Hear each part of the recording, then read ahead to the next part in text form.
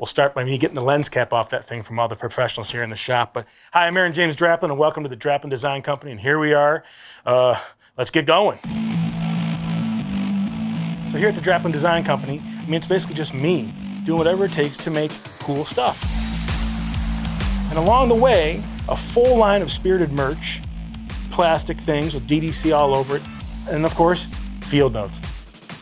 It's just a little book, and there's some staples and some paper, and nice little edges and rounded corners. I am surrounded by tons and tons of things, and I've had to go dig it up in the deadest, weirdest places, places where you have to talk to people and other sketchy stuff like that. And out there in the world, you're digging around, you're looking at stuff, you're gonna find stuff like that.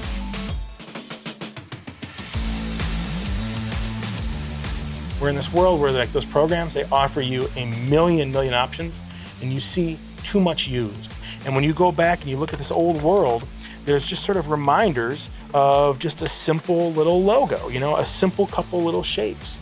I like things that worked 40 years ago and then work right now in the smack dab of 2014, right? So.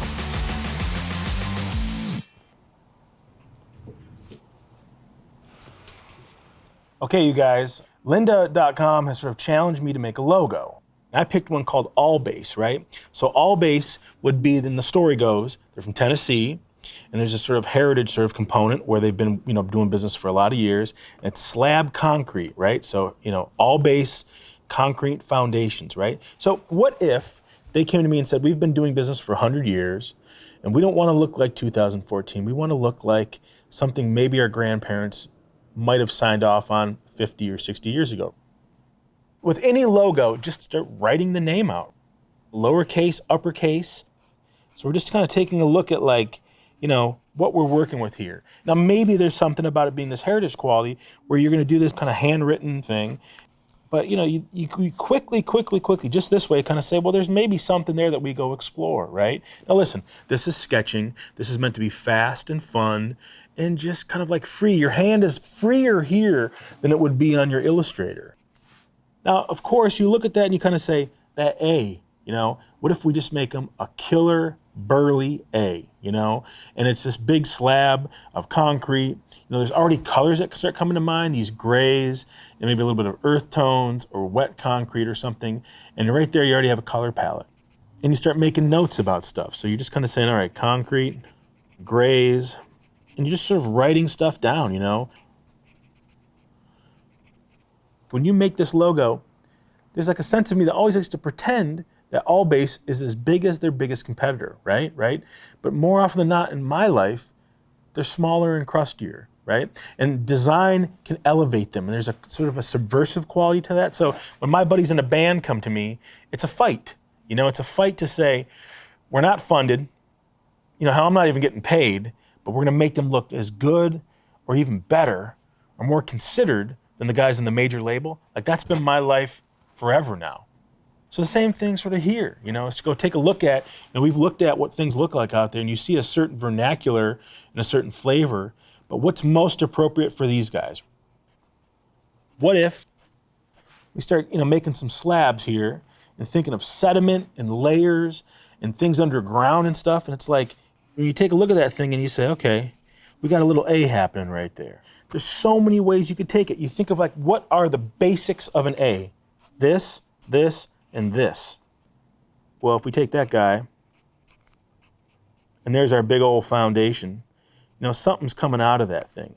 Now, listen, I already hit a couple things just in the last, 2 minutes that I wasn't expecting, and that's the magic of a pencil on paper, on field notes, $9.95 for 3, you guys. Come on, get it together.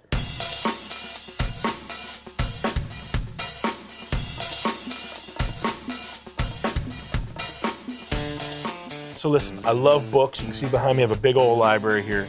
But to trace back, the things that have been super critical in my half-wit career, it's 2 books here by Mr. Koyama. Any which one of these pages, there's just, you can see I have beat this thing pretty good, but there's just this sense of ooh, man. There's just a sense of clarity, you know? And I'll just go dig around these things to look at the simplicity. Because listen, first thing to remember, all this has been done before.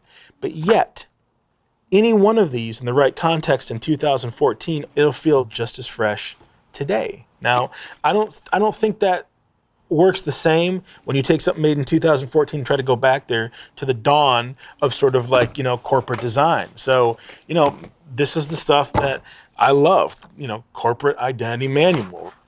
It's just like, man, I mean, corporate's a weird word, especially in this town of Portland, Oregon. But you can't mess with the sort of bedrock of understanding how a logo works all over the world, or let me just see if I can find something cool here. Ooh, man, that is great. How to handle it.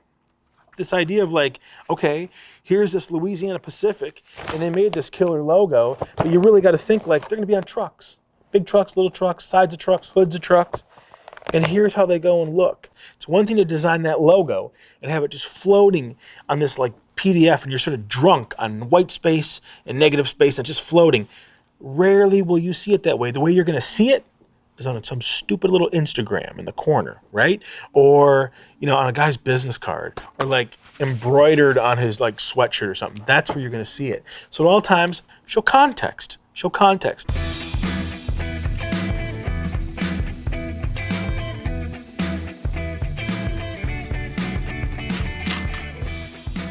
Okay, we're going to take a couple of those sketches that we busted out pretty quick, and we're just going to go try to rebuild it. So let's just start. Everything is a basic shape. So take this guy, and remember, command and dupe, and pull it off to the side. And then you kind of say, well, I want a little triangle. Out of my symbols palette, I've got these guys already built for quickness sake. So we're just going to jump in here and kind of say, okay, let's get a color that's kind of weird. And let's make a little line here. That's going to be our little separators here.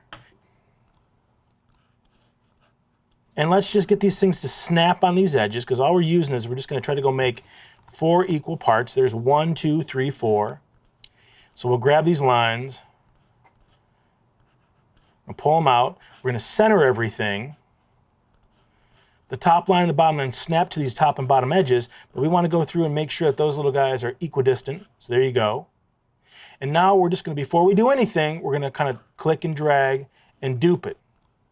Because here's the thing, is like when you look at that thing, you don't want to go and start tearing this thing apart until to make sure, because what if you have to take a step back? You have to make sure that you've got that thing, because now we're going to go and we're going to look at that sketch. I'm going to put these other little lines in here, and just real quick, real fast, we're going to click and drag again. We're going to grab all that stuff. We're going to make it white. And like, we got a logo that we're already starting to build there, right? Like, look at that. That's starting to work. And then you can quickly take this little guy off to the side, group it all, make a tiny little version of it, and then kind of just see how they feel. There's already something starting to happen there. Now becomes the fun part. We've got something to work with. Now, maybe that top was just a little too much. Well, we can take that little guy and kind of scooch it in a little bit and say, okay, that's cool. Now pull it off here to the side. Let those guys go white. And then start messing with some of this stuff to make these big old slabs. So maybe there's an A that's starting to happen. But it's kind of getting this kind of pyramid kind of thing going. But now as you step back, that's another version right there. That's just a little different than what we were having, happening right here. So you can kind of see here, I've already, I built this thing pretty quick. And when you go look at your outline version, all that math is all nice and intact. And you've got it live. Always keep it live. Because now if we go grab a piece of type, something's starting to happen already. And it's just some big extended accidents grotesque. So now to quickly take a look at that thing and say, well, wait a second. I kind of like this one sketch where I had the A kind of working off some of the different pieces back there. Well, let's go plop one in there. So we'll go grab a little triangle. We just started one right here. We're going to get rid of this guy. We're going to snap it to the bottom of here. We're going to get that thing in there. We're going to bring it down. We'll get rid of this other guy and kind of say, okay, now we're getting into some zones here.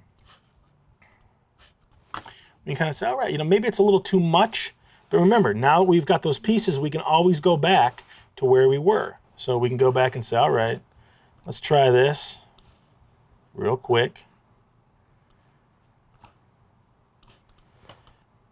Now you can take a version over here and just quickly say, well, let's go try it to where we have the triangles on the inside of there also.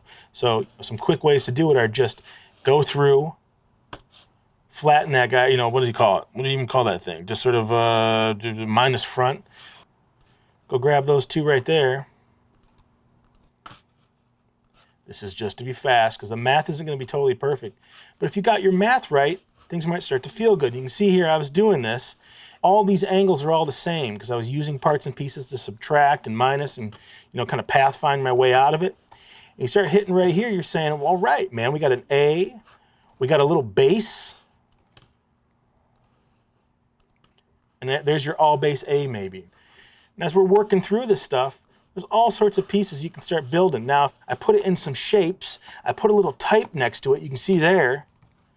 Man, that thing's feeling pretty good. And as I started working my way over, it's like, what if there's a gradation? What if there's this little base part that's a little bit darker? We've got some quick ideas of what this thing could be. There it is working in concrete. Here it is laid over a photo. Here it is as just a nice shape and then a nice piece of type next to it. And if the type isn't, if we're not feeling it, okay, that's okay, because there's a lot of ways you can do it. You can do it something like this and bring this guy in a little bit smaller and just let it be like, there's your patch on your hat already done. But the cool part is if we pull this guy out of here,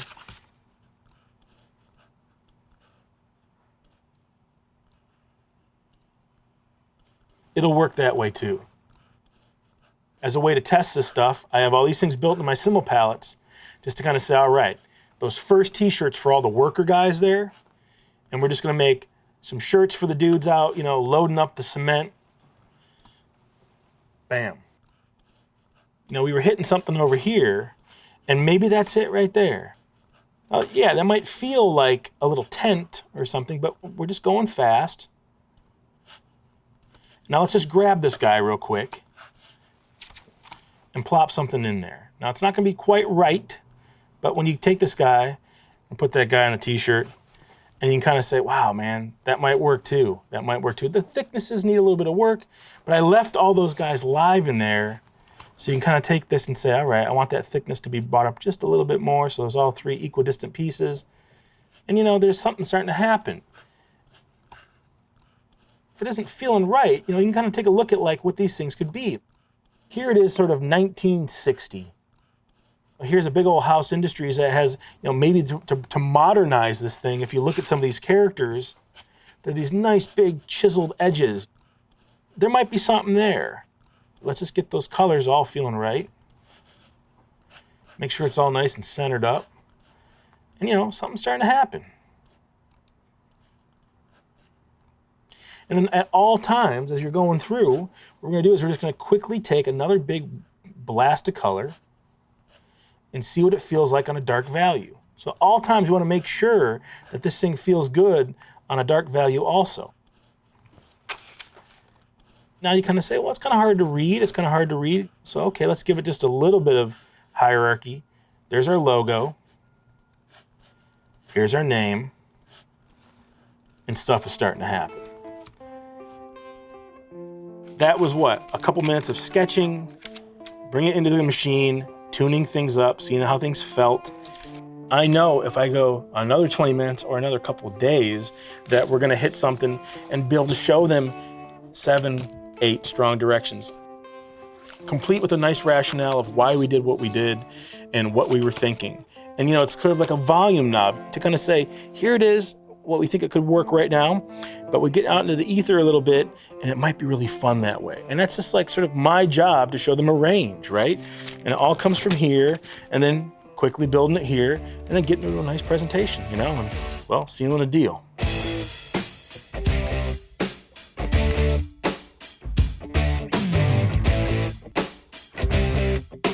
When I went freelance in 2004, it was hard to leave because you left health insurance, you left 401ks, But equally, my horizon opened to where I could take on little crusty things and then take on things that were maybe for no money, but later on trick design into hiring me.